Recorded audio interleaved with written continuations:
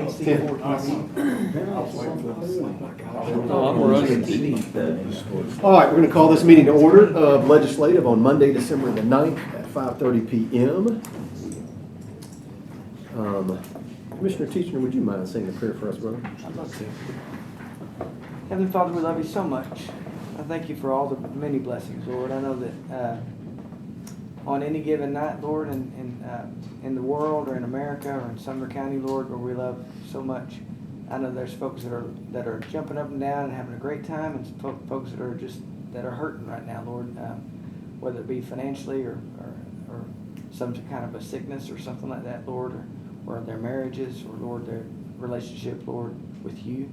I just pray that you'll please just allow us to be conscious and cognizant of that, of those hurts, Lord, myself included, Lord. I pray that I really am, that I care about each individual whenever that I cast my vote, whether it be by voice, like it is tonight, Lord, or in the main full commission, Lord. I pray that you'll please, even if there's disagreements, Lord, I pray that you'll please help me to love my fellow commissioners, Lord, in every way, and I pray that we will have unity, Lord, not in a common ground, Lord, but just like a true desire to help the folks here and do our best to help them in every way, Lord. I think about it more every day, and I pray that you'll please just guide us, direct us. Thank you so much for the opportunity to serve, and Lord, allow us to have a servant's heart. In Jesus' name I pray. Amen.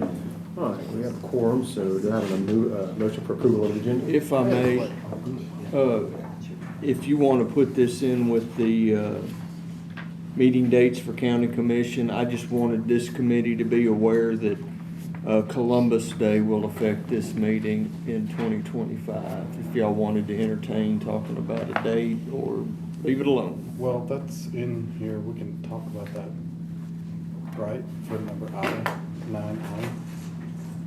You're talking about for the legislative. I'm talking about legislative specifically. This item is for the full commission, not the legislative, so Oh, I see. we can address that when we get to it. I just wanted to point that out before you approve the agenda. I mean, you're asking us to address Columbus Day meeting for the legislative committee? If you choose to. Yeah, he's saying it falls on the same day as. We don't have to do that right now. Okay. I'll choose not to. I've got a question, whether we should add this to the agenda or not to get an update on the status of the transfer for the Brown Trust. You can make a motion. Can we add that to the agenda in legislative? Is that proper? I'd just like to get an update. I for second. So is that your motion? that. Yes. So, all right, restate your motion. To get an update on the transfer from the Vanguard Trust to the county commission. All right, I'm gonna put that under just report of the chairman. Without objection. Okay. All right, that addition, I had a motion by Commissioner Teacher, second by Commissioner Jones. All in favor, say aye. Aye. Any opposed? A motion for approval of minutes. Make a motion. Motion for Commissioner Teacher to approve. Second. Second by Commissioner Jones. All in favor, say aye. Aye. Recognition of the public, have none.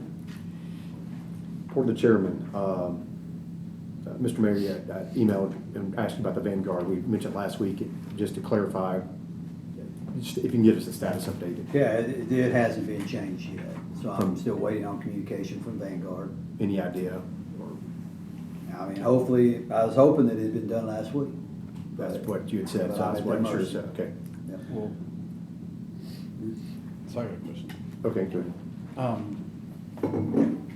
It was requested, we started going down the trail of asking if we could get a date, get a phone call to the Vanguard Trust and get a date of when it's going to be done, rather than wait and wait and wait.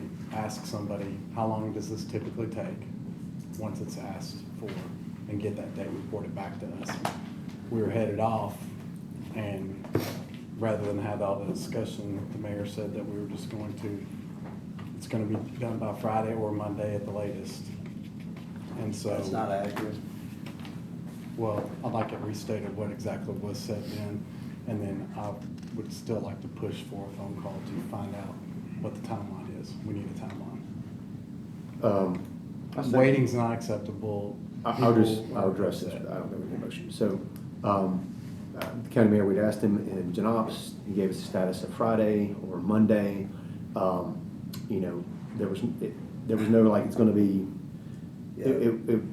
these are 2 dates he gave, so, but. You're welcome to go review the tape, and what I did say is, I said, hopefully it will happen this week, which is what I'd hoped that it would do. And I said, if it happens on Monday of next week, we'll work to make the transfer then.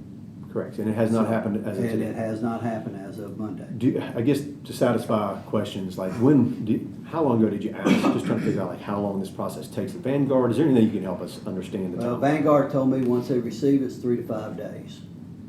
So, And that time has passed. okay, so it's been probably 3 to 5 weeks in that time, 3 weeks at least probably Well, maybe? based on when they received the document, we sent it, return receipt. Once they sent the signature back to us, then that's when I started counting days. That's why I said hopefully last week. All right, so you had to send an official form, sorry. So you had to send an official form to Vanguard for those changes. That's correct. They did get a receipt from that form. I guess you sent it certified mail, I assume. Exactly, And, yep. when was that? Can you? I don't have that date in front of me.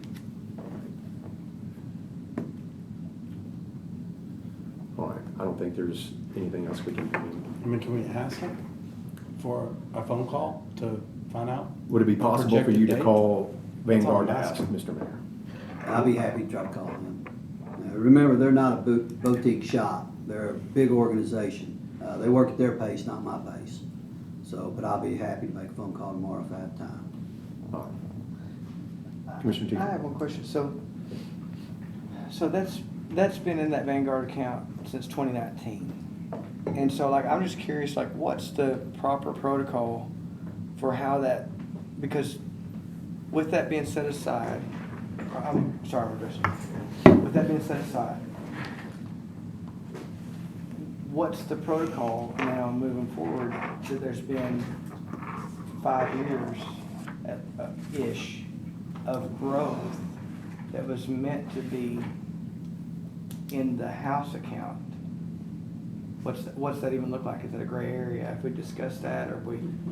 We addressed it in the resolution of 500,000 plus interest accrued. Oh yeah, we did say that. I'm So, sorry. I mean, forgot. it's all been addressed. I forgot. So, Yeah, At this point, it's just, so, I missed that. Mr. Mayor, would you mind calling? 500,000 plus the accrued interest. Correct. It's in a Yeah, separate that's right. account. It's easy to document. Would you mind calling tomorrow? You I have said you no would, so problem. thank you. If I have time, I'll be happy. So I don't think there's anything we can Thank get you. from that. Okay. But well, I know we're gonna be dealing with this. I'll follow up with the county mayor. Okay. Does it sound good? Yeah. All right. Report to the county mayor. No report, Mr. Chairman. All right, old business, discussion constables. I'll make a motion to suspend the rules. We have guests here to discuss this issue. Second by Commissioner Miller. All in favor, say aye. Aye. Any opposed? We got Chris Griffin, who has been with us several months, addressing this issue. And Jacob, what was your last name again? Thompson. Jacob Thompson is from East Tennessee and was formerly with the Constables Association, and has agreed to come and answer some questions for us. And if you gentlemen can come up Sure. here and stand and give the committee. Suspend the rules? Yes. Yeah, we did. You guys were talking. So. Chris, would you mind, I know you had said, reached out to me and said you had a chance to meet with the sheriff and talk with Yes. him. Would you mind kind of elaborating, because I know there were some questions about the sheriff's opinion, and I had shared previous meetings that I met with the sheriff, had lunch with him, and the deputy chief Greer, and we talked about this, and I know you did as well. So would you, and you had spoken with him, would you mind sharing Yeah. just kind of that conversation? Sure, I had a meeting with Eric Craddock and Deputy Greer, and it went really well. You know, when I came in, we talked about, you know, the benefits to the county and everything else, and Sheriff Craddock didn't endorse nor you know, dog it out either. He was really came out with solutions to questions that he had if we did do it, in ways that we could work in cohesion together. You know, he talked about uniforms, firearms training, the type of firearms that the constables would carry, you know, to match what the sheriff's deputy did in case we went on calls together. Talked about, you know, doing all of the 40-hour training, the firearms training and everything with the sheriff's departments and actually working together as a group. You know, Deputy Greer was, you know, said basically the same thing. And then we talked about everything from, you know, the past, the future, and what we could do to, you know, work cohesively as a group. And it was a real good conversation. I mean, we talked about, you know, solutions instead of anything negative at all. It was really a positive conversation. And then I reached out to several different, he tasked me with getting him sheriffs who works with constables throughout the thing. So I reached out to a handful of constables and just found out, you know, give me some sheriffs that y'all work with, that y'all talk to, and I called and talked to the sheriffs, and then Sheriff Craddock has emailed them and has reached out to them to get some talk about, you know, their experience with them and everything else, just so he can get some more clarification on what they do together and stuff. So all in all, we moved forward really well, I thought. You know, we talked about some of the benefits to having police authority and some of the things that the sheriff's department, you know, really doesn't have the time for or, you know, the budget for. And, you know, it's stuff that came up. I spoke with another commissioner about the problem at Liberty Creek with the traffic issue that they're having in the mornings and stuff, about, you know, how a constable could come in and fill that role and stuff, and then the constable could do standby work for the sheriff's department instead of pulling a deputy off of patrol all day long. You know, you could bring a constable in and it doesn't cost the county any money. So that was really some of the highlights of what it is. But Jacob has a whole lot more knowledge about all of this stuff. Yes. Just one quick question. Sure. And you might have just answered it because there's a lot. I mean, Yeah. you've done a great job of explaining. I'm not going to go off in point of order if you call on me, but I'm just saying, I appreciate you. But I was going to say, I really think that there was one question that I believe our attorney was worried about, the insurance. Did you find out anything about what would happen at that? Yes. Perfect. Okay. Yes, yes. He can answer everything that you need to know, everything about being a constable, everything about the insurance, the liability, the benefits, and working with the different things. He's done a lot. I did research on him too before, you know, I brought him down. I mean, he's won Constable of the Year in 2020. I mean, he's done a lot. So, and he's lobbied for, when, you know, commissioners had issues with constables and everything else, he's been part of the groups that have come in and, you know, and saved the constables, the office of constable in different cities, different counties. So, Awesome. there you go. Nick, would you mind sharing a little bit? I guess one of the questions that Commissioner Teacher had asked about the concern about lawsuits, liability, and, you know, and we had tasked Chris with just coming back with more information just for law director or anything else, but anything you can kind of share with how, obviously, Sumner County's program got shut down from the law enforcement portion back in 2010, but not the other portion, you know, as far as like serving warrants and stuff. But anything can help us with this, you know, Yeah. 5 hours situation. Mr. Chairman, Commissioners, thank you very much for allowing me to speak before you tonight. This is a beautiful courthouse.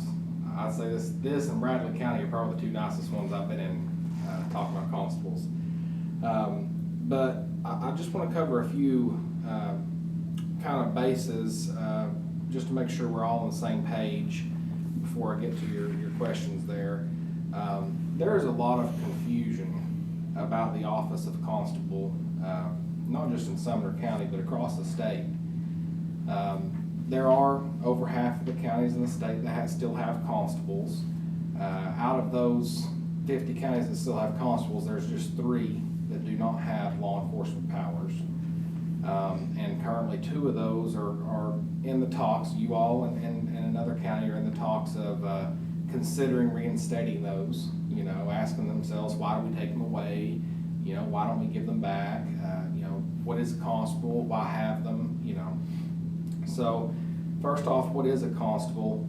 And that is an elected county official who has the same jurisdiction and authority that the sheriff does, but they have no salary, no budget, and no deputies. So the Constitution, first Constitution of the state in 1796, that each county shall have a sheriff, a coroner, a trustee, and a sufficient number of constables. And until 1977, we were a mandated office. Each county had to have us, and in 1834, they added into the Constitution that explained the jurisdiction of said officers shall be coextensive with the county, which coextensive means within. So just like in the first Constitution, the sheriff, coroner, and trustee were all county officials, so was the constable. So in 77, we were removed from the Constitution, put in the statutes, and that's whenever you started seeing counties do away with constables, because now they had an option. So they had the option, well, do we keep them, do we not? And they added in some population brackets that determined whether or not a county could have a constable or not. And the biggest thing, two things that I always answer for commissions is training and liability.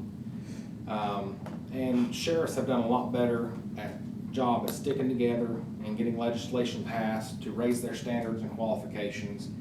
And the past 7 or 8 years, the constables have been trying to play catch up. So we'll get to that in a few more minutes. What do they do? That's another question we get a lot. And what a constable does is up to them. The only thing they have to do is their training. They can patrol the roads and help answer emergency calls. They can serve civil process. The only authority that the sheriff has over the constable is if he gives the constable paper and says, go serve this paper, the constable has to do that. That's the only statutory authority that the sheriff has over them. But it varies from different counties. My county, we answer 911 calls. That's our primary function. Whenever the sheriff's department is understaffed, or if they're just really busy and have calls holding, the sheriff or one of his sergeants will call us and say, hey, send a text out, we need some constables. And we'll come out and help answer calls. What county is that? Jefferson. And our next county over, Sevier County, their primary focus is civil process. They serve 97% of all process that comes out of Sumner County. And while they're out doing that, if they're close to a call, they'll answer that emergency as well. So that's kind of what they do. Well, why have constables? There's many reasons, but a few of the main reasons for myself, if you have a county that does not have constables with law enforcement powers, and you live in the county portion, outside of the city limits, you have, without a constable with law enforcement powers, you have no one else to turn to besides the sheriff. There are many aspects about that, whether the sheriff is unable to do something about your problem due to, budgeting or staffing or call volume, or, if you have a sheriff that has some other reason why he won't answer your call. Maybe you have a problem with speeding in your community, or maybe you have some other type of, general complaint, or maybe you have some type of, criminal action that's going on that needs to be addressed that maybe he just can't, for whatever reason, not for any wrong reason, but just for whatever reason he can't do anything. If you're outside the city limits, you have no one else to turn to. That's it, just the sheriff. And we see a movement across America right now that's asking for, accountability for governments and checks and balances of power and authority. So having just that one person in a county that has the authority of the sheriff, that's kind of concerning. We've had a lot of people that have started movements just about that topic alone. But to answer some of your questions, the training issue, the training question, believe it or not, 10 years ago, a constable only had to do 40 hours initially and 8 hours annually of training. We as constables, we have the Tennessee Constables Association, has hundreds of members. We have 378 constables across the state, and over half of them are members of that association. We meet every year and we vote. What can we do to better the office? What can we do to preserve the office? And constables themselves have raised that annual training to the same as every other officer in the state that carries a badge and a gun, and that's 40 hours annually. The association, which is who you have to get your certificate from, also requires the same subject hours as required by the sheriff's office and the police department. So it defines how many hours of each subject you have to have annually. Another thing that we passed in just recent years is the mental health evaluation. In order to run for constable, you have to have a letter from a licensed psychologist saying that you are fit for the office of constable, which is a law enforcement position. And so we got that in just a few years ago. That's required for all new constables. So if you have a constable who is already a constable and he continues to be a constable without a break in service, they don't have to do that, but any new constable does. So if that constable quits for a day and then gets voted back in, or appointed back in, a few weeks later, he has to get that done. Some other legislation that is going before the state this year that the association endorsed, just like they did with the other things, is the 128-hour initial training requirement. So what that would do is raise our initial training requirement to the same as part-time and reserve deputies. Most constables are not out here doing this 40 hours a week. They would really fit more the duties and responsibilities of a part-time or a reserve deputy. So we definitely want to get those initial training requirements up to the same as them.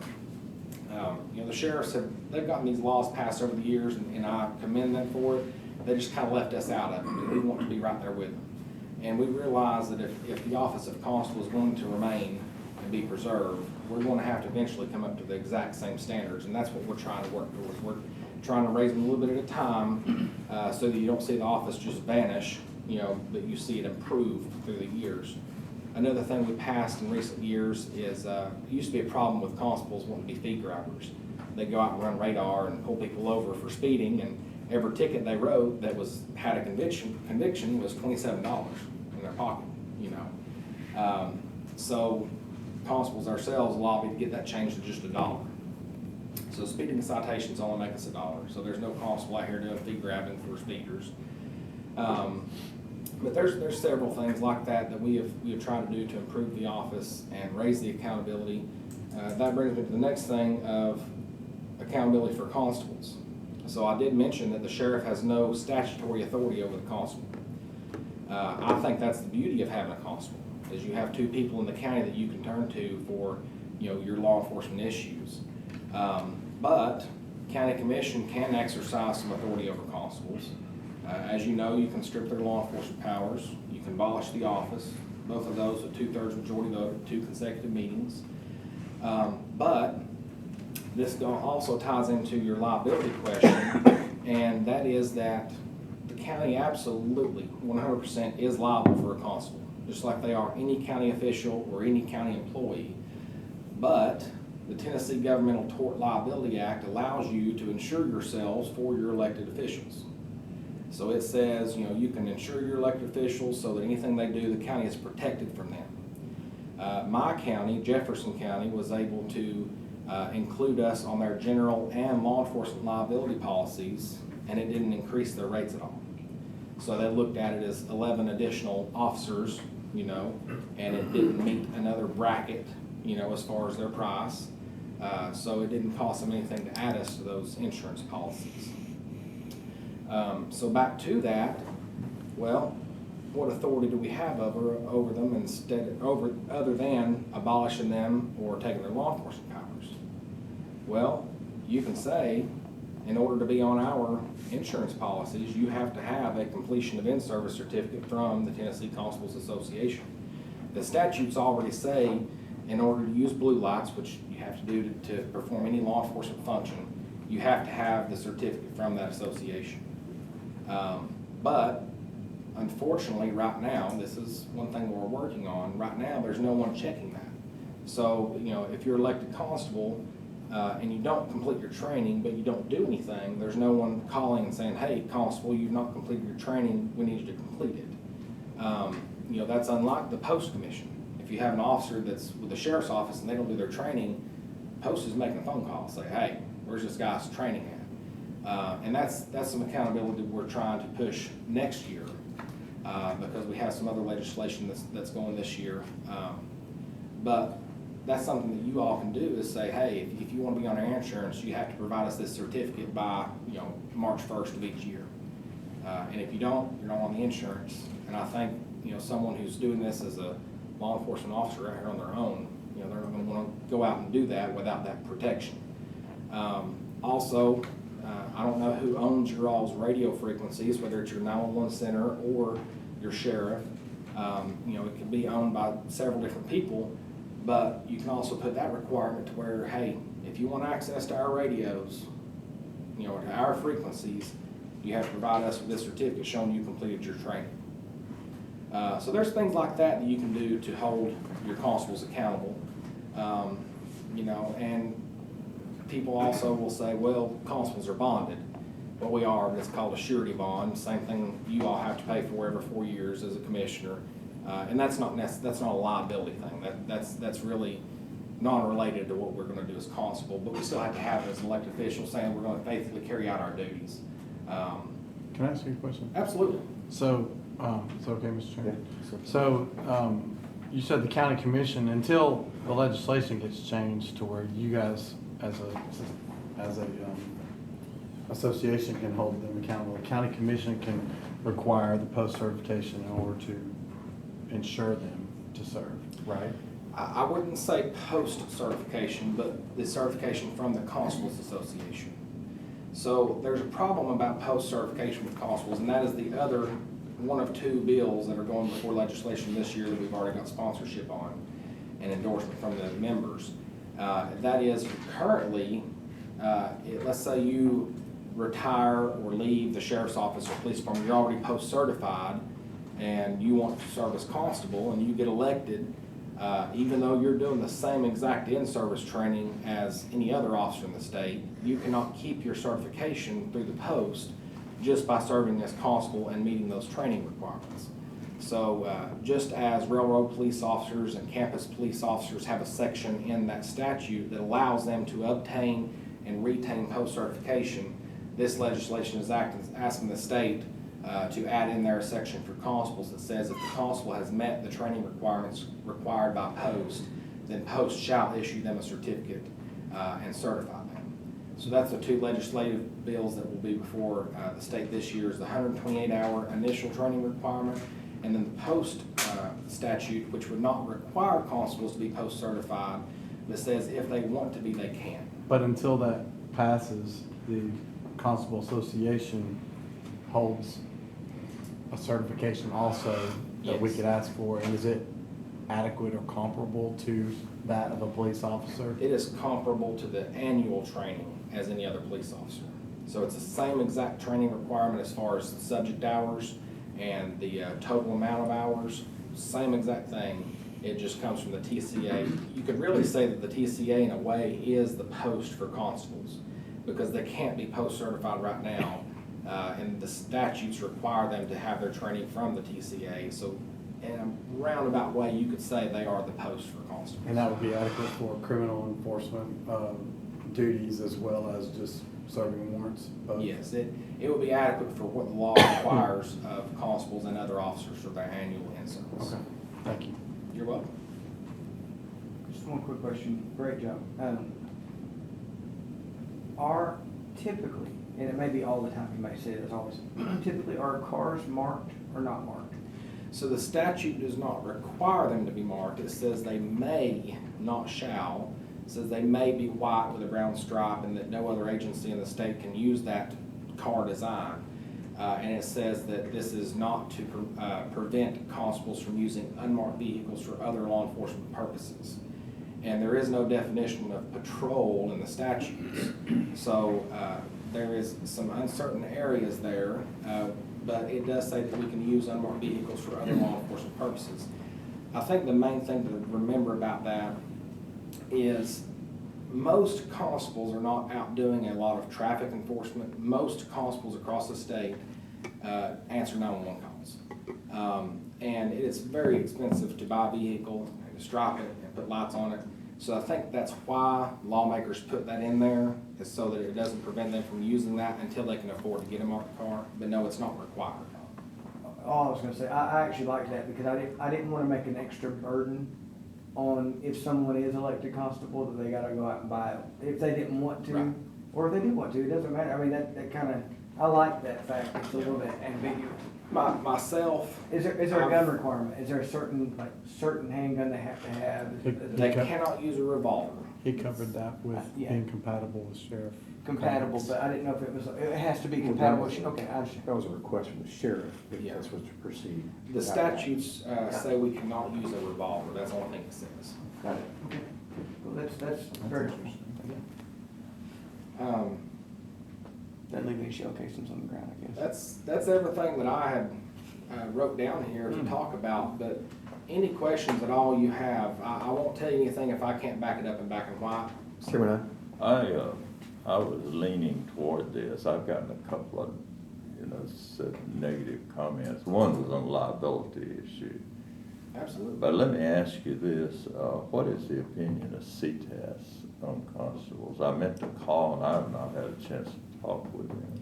So CTAS doesn't necessarily provide opinions, they will provide you, here's the statutes, the laws that govern this topic you're asking about. And if you all wanted to consider the idea of reinstating the law enforcement powers of constables in Sumner County, CTAS would be the person that would help you do that according to the law. But they don't necessarily provide an opinion. Now, the Attorney General provides opinions on what he interprets the law to mean. And everything that I have said tonight, I think just about all of it, I have an Attorney General opinion that can answer those questions. One being, the jurisdiction and the authority of a constable, the Governmental Tort Liability Act, and there's several other things that I've spoken about. I have Attorney General's opinions, but yeah, CTAS wouldn't provide an opinion, but they could provide you the statutes or constitutional law or anything like that you're looking for a constable. And the other question I have is, unlike many counties, we have a number of cities in this county, maybe 7 or 8. And I know that years ago, many years ago, in some of those jurisdictions, there was not a pleasant working relationship with municipalities and constables piddling around in municipal affairs. What do you have to say about that? So that is a problem that I've even faced in my own county before, but we remedied that by meeting regularly with that chief of police, informing him of a lot of the things that I've informed you about tonight, letting them know where we stand and what we're trying to do. As far as any type of statutes or anything else, the chief of police would not have any control over that constable. But once again, there's things that chief of police could do, to say, hey, constable, if you want us to help you out, you have to establish a relationship with you, with us, and, you need to let us know, provide us proof or something that you've done your training, because I don't want my officers getting out here and getting into something with you if you've not, met the requirements you're supposed to have. That's really up to each constable to establish that relationship. Just like, county commissioners go out in their communities and establish relationships with their constituents, and maybe their chiefs of police in their district or something, that would be up to each individual constable. So, if you did appoint constables into the position that's already here and reinstate the law enforcement powers, I would make sure to talk to those chiefs of police and the sheriff and say, hey, here's some people in my district that I'd like to nominate. What are your thoughts? Can you work with these people? And if we get this legislation passed about the post training, post certification, I think you're going to see a lot more retired officers who want to keep their certification run for constables. So you're going to have people who are already trained, experienced, wanting that position, get out here, running for it and trying to get elected because they want to keep their certification, whether they want to go to work again in the future or run for another office, or whatever. That's definitely a certification you don't want to lose, especially if you're at retirement age, because the academy is pretty tough, And that is one thing that I talked with Sheriff Craddock about was, because we are in the the position now since the office of constable is still open and the commissioners can't appoint constables until the next election. you know, I asked him, I said, if this does happen to go through, do you have any retired deputies or anybody that you know that you could bring to the commission to, you know, to go ahead and start it with people that you trust and, you know, and try to go ahead and establish that the office has some credibility and some people that they already had a working relationship with, and he was open to that too. And as far as how many constables you have, that's up to the legislative body. You just cannot have more than half as many constables as you do commissioners. So you couldn't have more than 12 constables. But, I mean, you could definitely start out with a smaller number, you know, say we're gonna have a constable for north, south, east, west, you know, and, kind Even of one, right, if that's all you get. You could even have one, have a constable at large. And that way it gives you some time to establish how this is gonna go, you know. I'm sorry, you can make them all at large, couldn't you, technically? I don't know the answer to that question, to be honest with you. Okay. I don't have an answer for that one. It's okay. And if you need help finding it, I'll be glad to help you. Yeah, it's fine. I don't think it matters that much. but I know that you cannot have no more than half as many as you do commissioners, and your county seat, the district that holds your county seat, can have 2. Now, there's some contradictions to that, because I've got some counties that have 3 or 4 constables each district, you know, but I guess it means that you can have 1 extra in that seat if you choose to. That's somewhat irrelevant because actually the jurisdiction of a constable is countywide. That's correct. It's just, and what happens in like my county is I'm elected in the 5th district. I understand. If I'm gonna go patrol, that's the roads I'm gonna drive on. But when a call comes out, if I'm closest or I'm the closest backup, I go wherever. That makes sense, I understand. You had mentioned that you had the Attorney General's opinion, but you didn't give it. Is it, you talking about Attorney General State's committee? Like, is Say it, that last part one more time, I didn't quite hear you. have you got Attorney General Scarametti's opinion on that? You said you had mentioned you had I'm not- Attorney General's opinion. Yes, so the Attorney General's website, you can search constable and see several opinions that have been established. Most recently, there was one in, I believe it was May, that cited some previous opinions on the jurisdiction. But yeah, we have Attorney General opinions on file from, like, that would be from this year, maybe from the Attorney General you're talking about, I'm not sure his name. The state is Scarametti, but I didn't know if you meant per county. Is that No, what you're no, talking the about? Attorney General, the state Attorney General. Attorney General's an office. You're talking about, just forget who the person is. I'm talking about the Attorney General's opinion. Yeah. Whether it's Not 30 years the ago, district 50 years ago, or attorney. 5 years Gotcha, ago. Yeah, not your district attorney, but the Attorney General gotcha. for the state. That's awesome. Now, even though you are insured, suppose you go out and have a, say, an accident with, while you were in performing your duties with a civilian. Is that covered, or could that in any way be carried over in liability to the county? Anything could be carried over in liability to the county. You could sue for anything. Whether you'll get it or not, that's a question I don't know, because that would be specific to the judge or the jury. But I will say that a constable, if they're gonna have blue lights on their vehicle, they need to have commercial vehicle insurance. And that commercial vehicle insurance is gonna cover the actual accident. But as far as any actions taken by the constable before or after could be liable to the county. Just like a regular officer? Yes. Just like Yeah, a. I mean, you're not gonna remove liability. If you're performing a police function and you get in an accident, or you shoot somebody, or somebody shoots you, or a dog bites you, High school it's the janitor. same as a sheriff's deputy. I mean, it's the same, all the same rules apply. We're county commissioner. Elected official. Well, I think are we covered? No, we're not I think covered. You No, know, but it would be right because of an elected official. That's what they would be classified as. yeah. So it'd just be up to us to figure out if our insurance premium would go up or not by adding however many. That's Yeah, just a however many call we can officers. make to our insurer. They might say if you add 12 of them, it's gonna increase it, but if you add 6, it won't. You know, it could be something like that. And you know, that's up to you all, but if I'm gonna have constables and law enforcement powers, why not protect myself? You know, and in Sevier County, next door to us, they even include their constables on their health insurance, you know. But that's a cost that they decided to take on because their constables serve 97% of their process out of their courts. And that frees up so much money and time from their sheriff's office. Their sheriff up there loves their constables because his deputies don't have to worry about civil process. We So, can wrap up. We got. just my last question, I hope, is, sorry, it's really interesting to me. I mean, I think it's an awesome, situation for the citizens especially, but if, just thinking how to say it.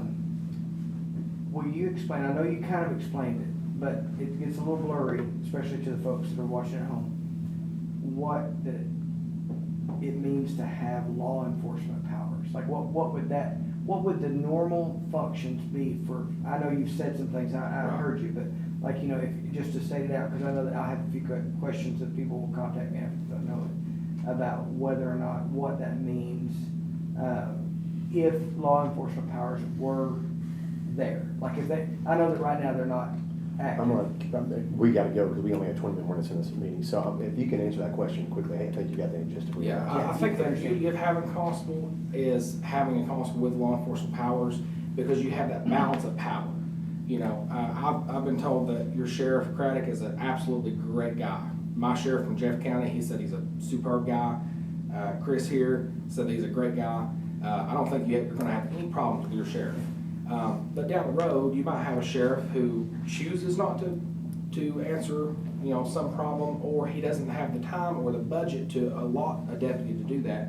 This gives you someone else to turn to. Without a constable's law enforcement powers, outside of the city limits, no one else can you turn to for whatever your problem is. Real quick, you mentioned commercial insurance. Is that something that the individual constable would carry himself, commercial insurance on their vehicle to Yes. cover that liability? Part of that?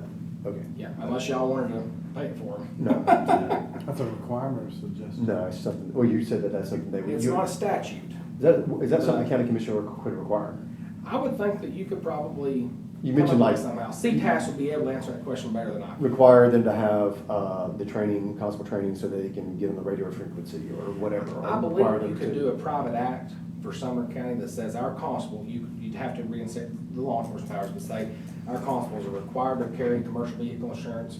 They're required to give us a copy of their training, and if they don't complete their training, we're not gonna give them insurance, we're not gonna give them radios, we're not gonna give them, you know, the sheriff.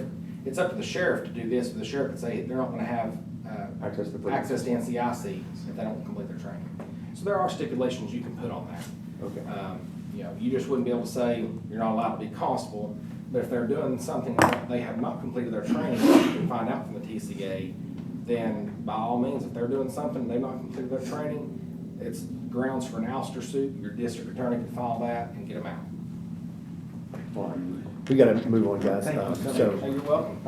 thank you. Chris has my contact information. I Yeah, think yeah, I you all have definitely will. his, so any questions, I'll. Thank you, Jake. Thank you. All right, we'll bring this back into session. I don't think this is, due to time, I'd like to move this over to old business on Can I make January. that motion? I make a motion that we just move forward with it. I mean, I feel like I've got all the information. I've had people reach out to me. It'd be nice to let the full commission vote on this and just move forward to the full commission by bringing it back. You know, it's already here, and I don't know if I need to say this as a second part of my motion or if it needs to be separate, but I make a motion that Chris Griffin is brought before the full commission, or I don't know if it needs to go before committee or committees. I don't know how that works. But I think that he has put so much effort into it and he cares so much that it's been amazing what I've learned from him. And so I think that we put him forward as an appointee to try to get this thing moving in the right direction as opposed to just continuing to move it down the road. So does my motion make sense? Chairman Hine. I would have to vote no if we didn't hold this over and do some of these questions. So if we vote on it tonight, it would have to be a no vote for me. Okay, well, can I? For the sake of expedience, I'm gonna vote no too, and just letting you know. Okay. So, only because I think this is not right. We have a lot of research, I think. There's a Can I lot of make it- vetting that needs to occur. Do you want police powers? Do you not want police powers? Yes. What are the I think liabilities and all I'll that? we need change my to- motion. there needs to be a plan to come forward of what does the appointment process look towards, what is reaching out to CTAS, what stipulations could you put on somebody if you wanted to do that, if you wanted to experiment, if you just wanted to not do police powers and let them just appoint somebody without police powers? I mean, there's a lot of different options. I don't think it's right, and we have 15 minutes. Okay, then, for this meeting. can I just change the motion then? Or you can just drop it. Can I just change it? Okay.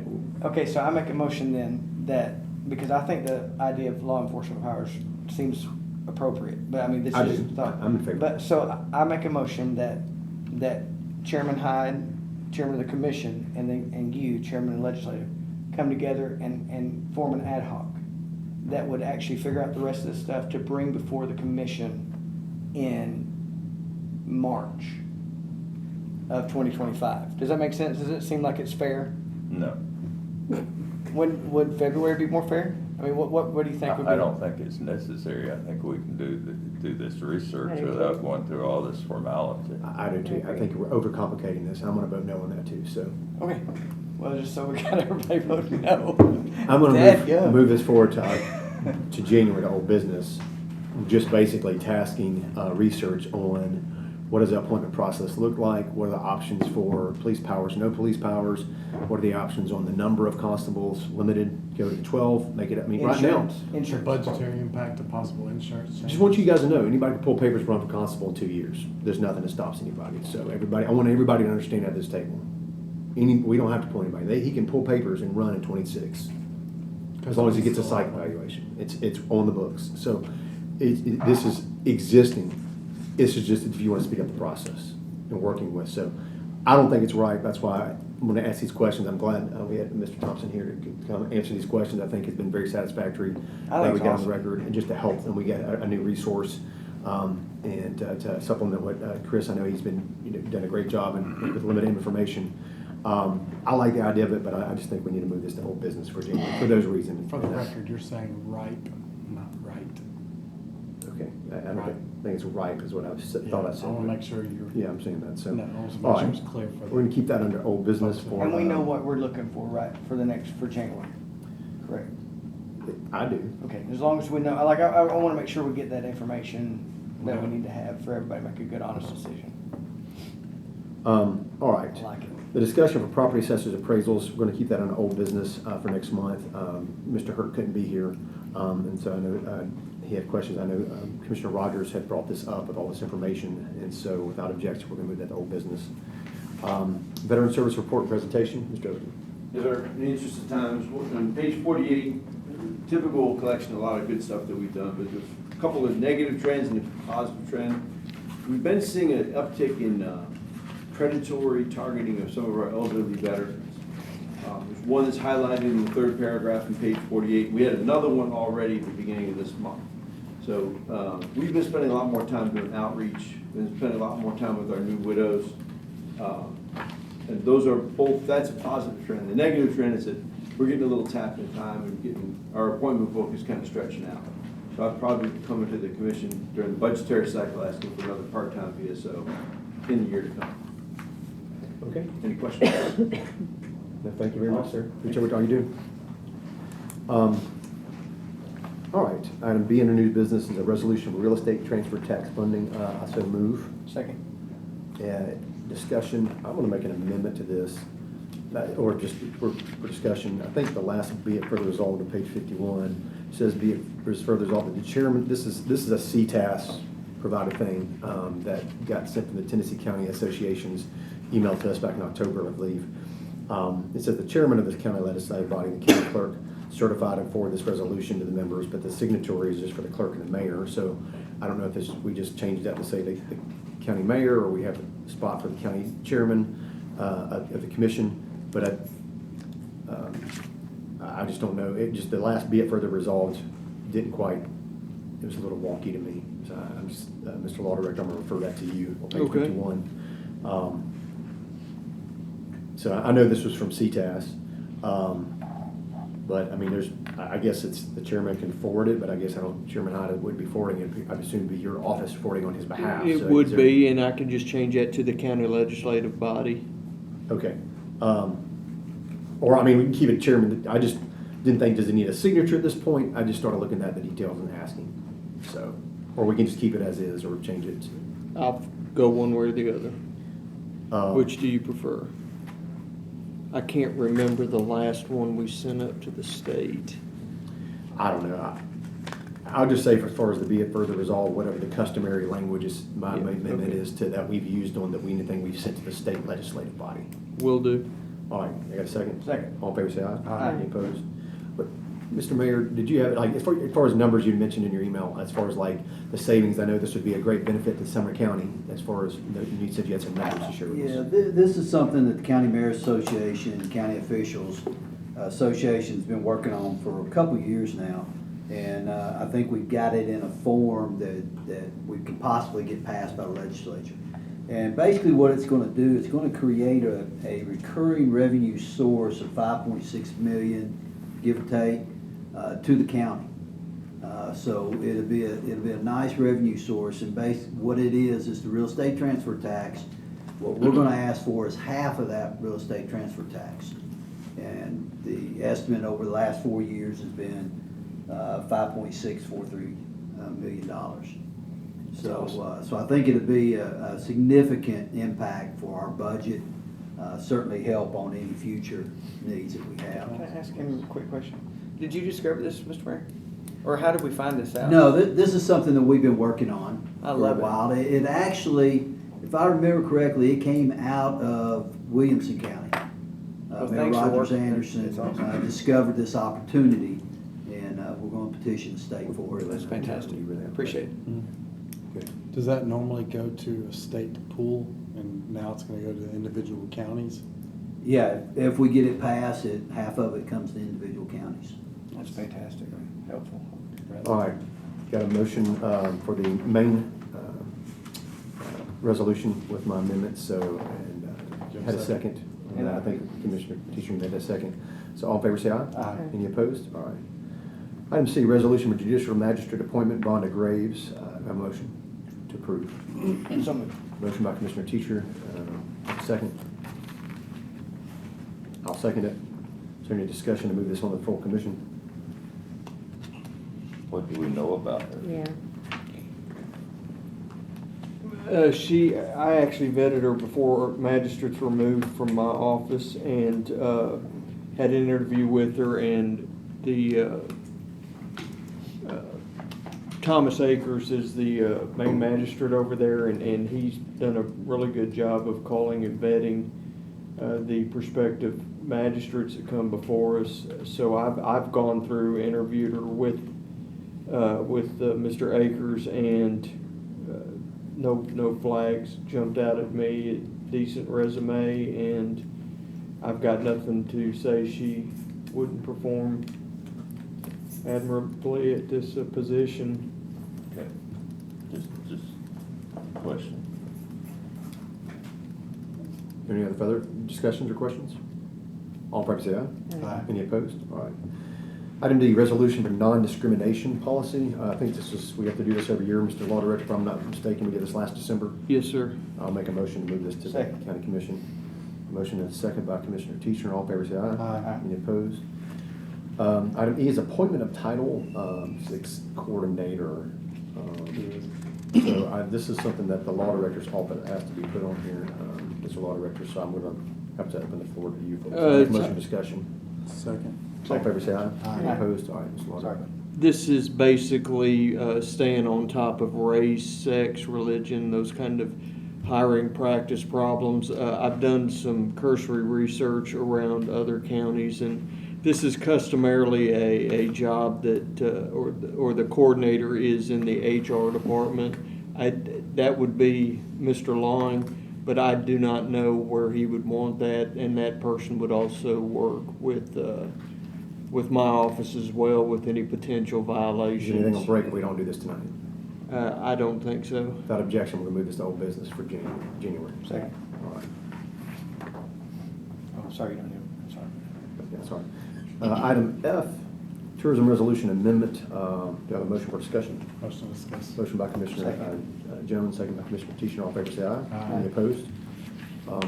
Floor is open. If anybody has any questions or has some comments. I had a question as to why this is even being brought forth. I don't understand the intention of having an appointment that's automatic, that totally goes against what we had talked about on previous boards with self-perpetuating boards being a problem in the past. So why would does anybody know why this is being brought up? Does anybody have any knowledge of that? Mr. Lauder, you. Yes, this is just for the, good Lord, I'm drawing a complete blank. No, Chamber of the Commerce. Chamber of Commerce. Each It's city already gets- dictated how that flows, and this keeps just the chamber members from being run through the process to get them rotated out. So that's the only purpose of this. But each is city gets one appointment, right? That has a Chamber of Commerce, And it yes. changes each year, who that is, right? As a rotation, yes. Is it always the president of the chamber? Or is it just a member of anybody in their community that I don't- pays I don't into have- their membership? I don't have the specific details, I'm but gonna it's ask you a nothing we can object to. It's the formation of the board, so. Well, I'm gonna disagree with you. But it's not about objection. Our appointment is a confirmation or objection, right? Our vote on that appointment is the confirmation or objection, right? Yes, So my understanding of how this is it's a member of the Chamber of Commerce, so I don't see this as a self-perpetuating member. I mean, anybody who's a paying dues member of a Chamber of Commerce, if there's a businessman or woman who wants to be on the tourism board, can submit their information for consideration to the commission to be appointed if they're a member of the Chamber of Commerce.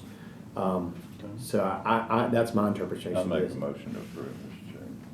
So, I'm okay. I'm there's still a little curious about it.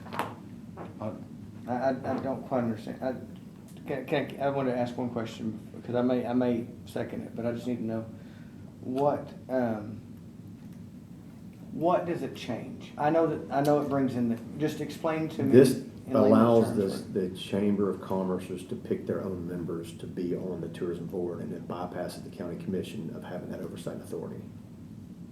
I'm personally opposed I to don't like that. that. it says under page 57, one member from a city chamber of commerce within Sumner County to be rotated by city every year, beginning with White House, then on to Westmoreland, Portland, Hendersonville, Gallatin, and Goodlettsville. So it's rotated in that order, and it's got to be a member of the Chamber of Commerce. Well, So, so, go ahead. I'm sorry. I was just- Go ahead. I just think that just by default, that takes it, I mean, county commission, of course, but it takes away from the citizens having any say-so in who's appointed. So I'm completely opposed to that, so. Commissioner Jones? Yeah, so, I mean, it could be anybody in that organization that pays dues. And whereas we used to have authority to vet that person, we would not be able to vet that person anymore. Correct. I don't like that either. That's what it sounded like when it came. I just wanted to know the nature of how it came to us and why. I wish somebody would, who brought this up, Shannon? Yes. Commissioner Bergdorf? I wish she was here to speak on it, because I would like to know why. Well, there's a motion, and we're second time. Is there a second for that motion? No, but I want to learn more about it, of why it came. I can't support it on it. I mean, I can't answer the question for it because I'm not supporting it, so I don't know. Well, Mr. Hyde had made a motion, so if he knew a little bit more about it as to why it came about. I don't know I any was- more about it. I think it's just silly to sit here and question something as simple as a legitimate organization like the Chamber of Commerce having representation on let them choose who is on the tourism board. That's one person out of how many are on the tourism board? 7 or 8, 9? It's a nice input from the cities. But you can do what you want to, but I think it's sort of silly. Was it about efficiency? I mean, is that why they just we don't want to vet that person? Or just to save time? I just want to learn why it came about, why change what we've been doing. Had I a wanted good somebody to discussion for speak about something. that, so without knowing, I can't support it. I don't have answers to your questions. Maybe more come about later. All right, we have a Mr. motion. Chairman, I'll try to shed a little light on it. I'm not that well versed in it, but for a while, it used to be the United Chambers had a representative on the tourism board. Since we no longer have a United Chambers, they wanted to keep a chamber person representing that board, so they just rotated through the cities. This isn't anything new. It's been on the books for a while. So, That wasn't the nature of my question, though. It was. obviously it wasn't, but that's the information I have for you. Yeah, I understood all of that part. That was a given. I know why they have somebody represented on there. I just don't like the fact that we used to have a say-so, and by passing this resolution, we wouldn't have a say-so. And future, sorry, I was gonna say I wanted to future, understand why. sorry, I butted in, forgive me.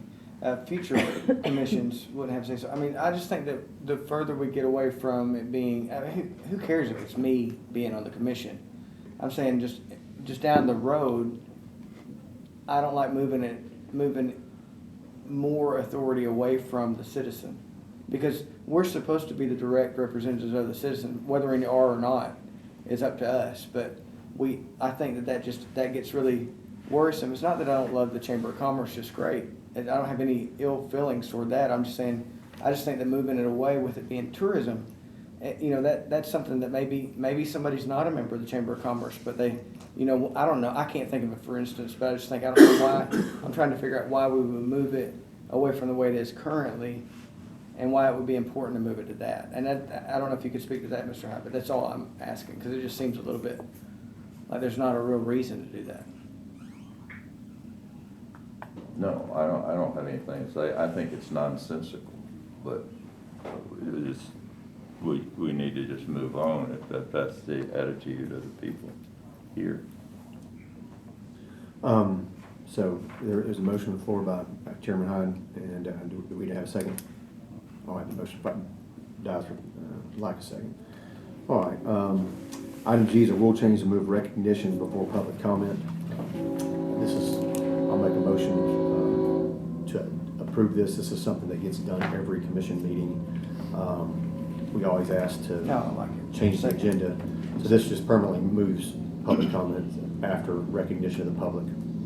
Is there any discussion? Second, I love it. All in favor, say aye. Aye. All right, any opposed? None. All right, proposed dedication of Roger Parker Memorial So Bridge moved. from Highway Commission. There's a motion by Commissioner Teachner. Second by Commissioner Jones. All in favor, say aye. Aye. Any opposed? Item I, approved meeting dates for County Commission year 2025. So moved. Pages 60 to 61. Is there any questions? Motion by Commissioner Teachner. Is there a second? Second by Commissioner Jones. All in favor, say aye. Aye. Any opposed? Tourism, item J, Tourism Director appointee. This was not, I guess, the person that's not included in this packet, so I don't know who this is. I know Commissioner Bergdorf had emailed the entire commission about this, but I don't have any information, so I'm not, we get that. If there's any information about who this person is, I don't have it with me, but I'm fine moving it on to the full commission for discussion.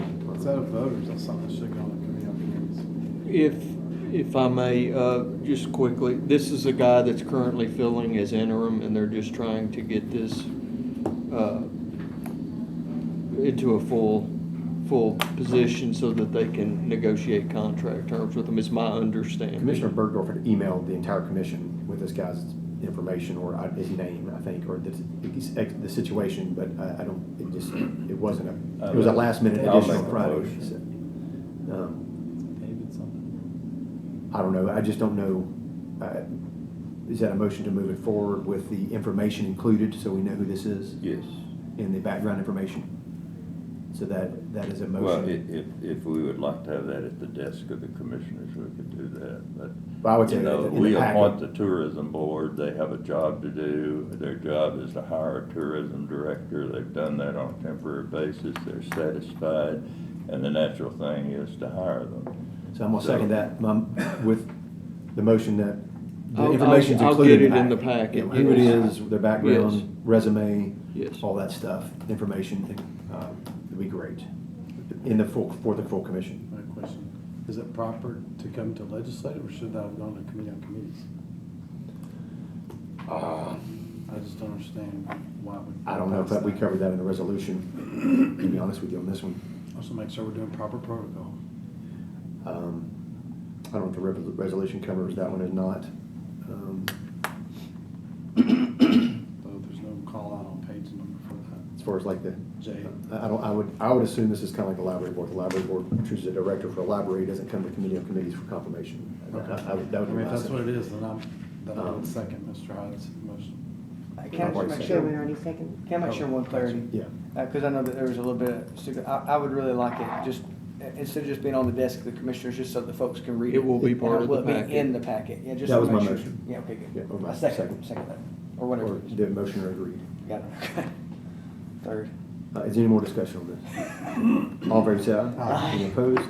10A, move for pass on the full commission. Have a second? Second. All in favor, say aye. Aye. Any opposed? Zoning items A and B. This is for docketing purposes only. These are both first one's a second reading and the second one's a first reading. So the first item A will go on to the full commission next Monday. Any questions? All right, we'll move to adjourn. Aye. What about the B? Second. You didn't mention B. You said A, we're going to full commission. What's B? This is the first reading. It needs a second reading. It's a negative. Okay, thank you.